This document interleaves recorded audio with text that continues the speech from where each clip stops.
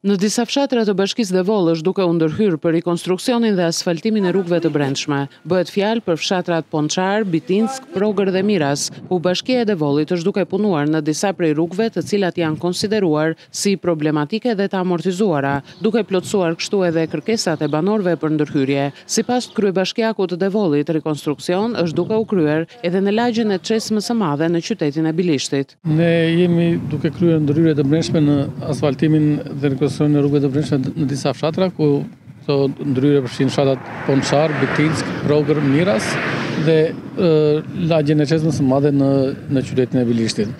Kemi përfunduar dy ndërhyrje në fshatin Bitinsk dhe në Ponçar.